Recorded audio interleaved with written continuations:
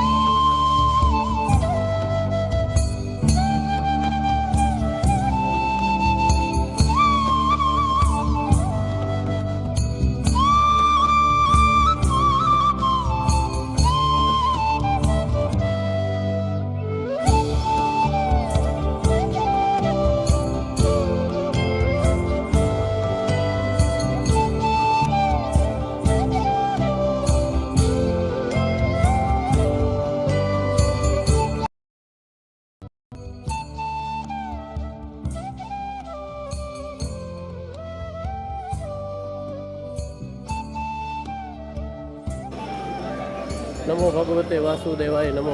ભગવાનની પ્રદક્ષિણા હાલે છે. 5:30 ખુલશે મંદિર. તો અમને એમ થયું કે બધો ફરતેનો નજારો જોઈ લઈ અને પ્રદક્ષિણા કરી લઈ. તો 5:30 થઈ જાય અને મંદિર ખુલે. ખૂબ જ સરસ છે ડાકોરની જગ્યા.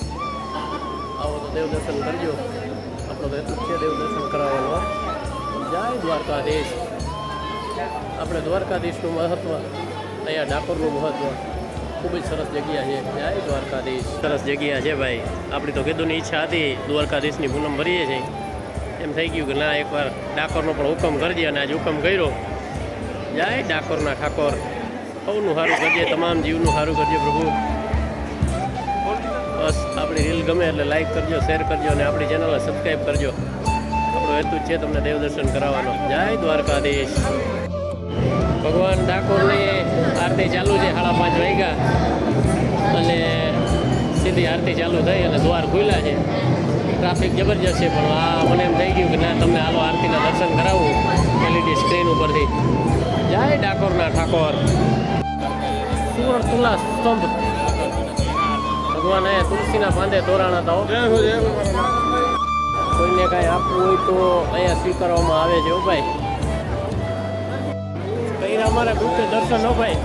અને ખરેખર અહીંની જગ્યા સરસ છે ડાકોરની. અને અહીંનું પ્રશાસનનું કામ પણ સરસ છે અને મેનેજમેન્ટ વિભાગ પણ સારું કામ કરે છે. અહીંયા ટ્રાફિક એટલો બધો નથી જે આપણા દ્વારકાધીશની જગ્યામાં છે એવો, પણ અહીંની લીલા પણ કાંઈક અનેરી છે. જય ડાકોરના ઠાકોર. જય દ્વારકાધીશ.